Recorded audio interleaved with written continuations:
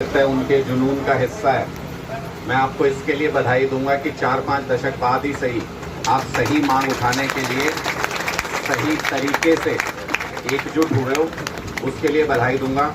और आप निश्चिंत रहो, जितने भी साथी यहाँ निर्णय लेने में शामिल हैं और जिन्होंने भी माइक मेरे हाथ में दिया है, बिल्कुल सुरक्षित हाथों में है। आपका मान सम्मान मेरा मान सम्मान है, कोई राजनीतिक बात नहीं करूँगा।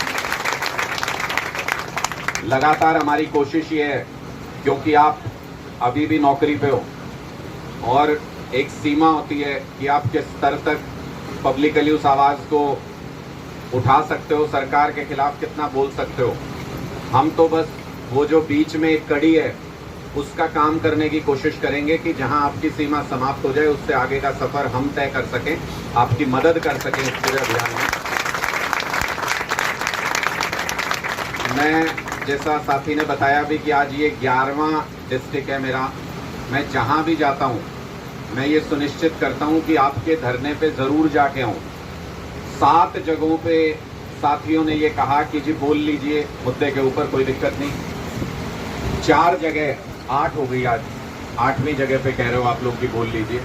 3 जगह साथी चंडीगढ़ में कर रहा हूँ और चंडीगढ़ में मैं मुख्यमंत्री जी को खुली चुनौती देने जा रहा हूं कि हो सकता है आप लोग जब मिलने जाते हो तो एक तो पहली बात ये शर्म की बात है थोड़ी सी कि आपके इतने सारे हजारों लोग बैठे हैं पूरे प्रदेश में, सिर्फ 5 ही तो प्रतिनिधि जाते हो ना मिलने के लिए, 5, 6, 7 चले जाते होगे। मुख्यमंत्री जी के ड्राइंग रूम में उनके दिल में 5 लोगों के लिए जगह नहीं है, मिल नहीं सकते सामने बैठ के, खुद नहीं बात कर सकते।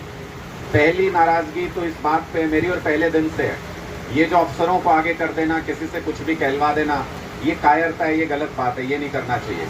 तो पहली तो मैं आपसे भी अनुरोध करूंगा कि थोड़ा सा इस बात पे भी आपको स्टैंड लेना चाहिए कि कोई व्यक्ति जो सरेआम झूठ बोल रहा है आपके मुद्दों पे, उसके साथ तो वार्ता नहीं।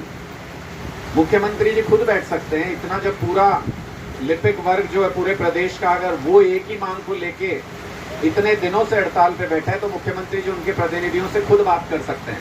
मना करना हो तो खुद कर दें, कम से कम पता तो चलेगा कि हमारे चुने हुए मुख्यमंत्री और इन्होंने इस मांग को इस तर्क के आधार पे मना कर दिया। तो फिर आप भी विचार करोगे शायद कि भाई ये तर्क दिया है, सही है कि गलत है, फिर अपना कुछ जवाब दोगे। लेकिन मुझे जो तर्क समझ में आया, एक ये बिल्कुल वाजिब तर्क है कि जब सफर शुरू हुआ तो कई सारे वर्ग थे जिनको बराबर सैलरी मिलती थी, आज वो सारे तो कहीं और आगे निकल गए और आप लोगों को पीछे छोड़ दिया, डबल भी चले गए कई तो उनमें से।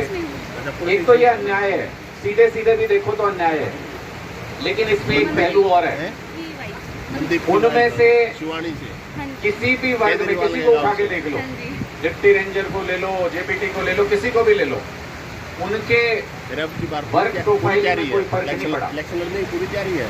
1957 से जो शुरू किया होगा आज भी वही वर्क प्रोफाइल है, वही काम करते हैं।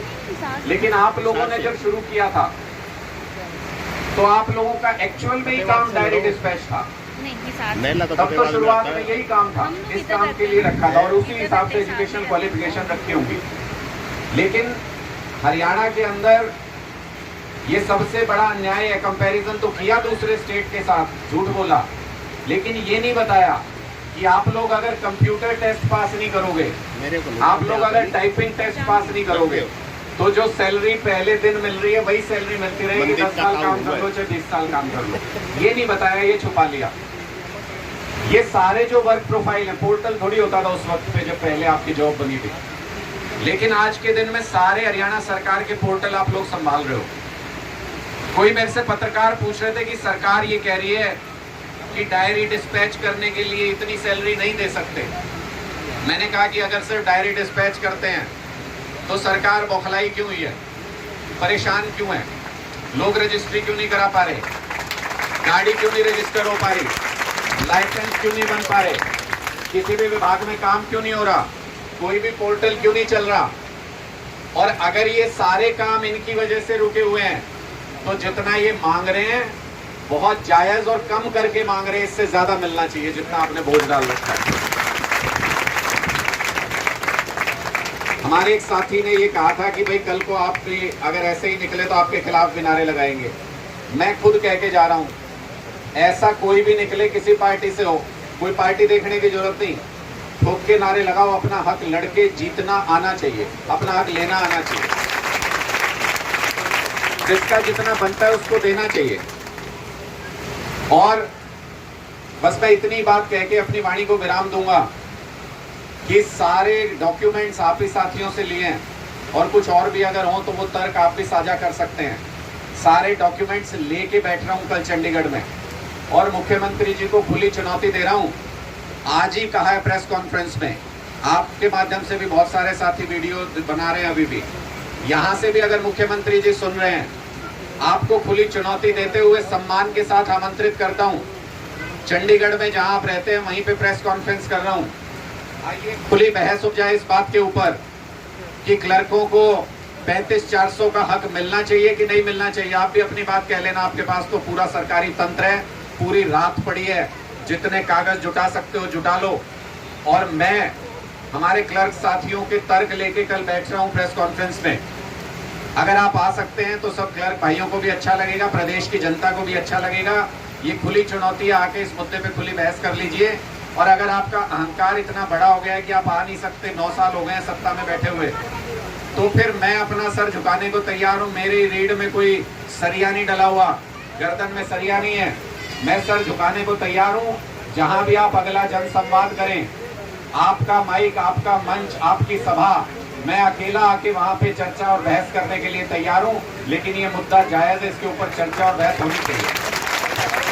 बस मैं इतनी बात कह के आप सब साथियों को इतना कहना चाहता हूं कि बहुत मजबूती से और बहुत शानदार लड़ाई लड़े हो आप अभी तक। इस लड़ाई को इसी मजबूती से कायम रखना। कई बार मन में कई साथियों के आ जाते छोटे छोटे स्वार्थ कि ये फायदा हो जाएगा, ये नुकसान हो जाएगा। सारे मुट्ठी बन के रहोगे तो कुछ नहीं होता, किसी की इतनी हिम्मत नहीं कुछ भी कर पाए, और मुट्ठी खुल गई तो फिर कोई उंगली बचती भी नहीं है, ध्यान रखना। तो मैं बस इतना सुझाव दे रहा हूं कि ये एकता मत टूटने देना। 4-5 दशक के बाद आपने ये कमाई है, इसको किसी भी हालत में अगर अपना स्वार्थ सेक्रीफाइस करना पड़े, एक आध साथी को कोई सेक्रीफाइस भी करना पड़े, इतना बड़ा समाज बन गया आपका, हजारों साथियों का, वो आपको भी संभाल लेंगे, आपके परिवार को भी संभाल लेंगे।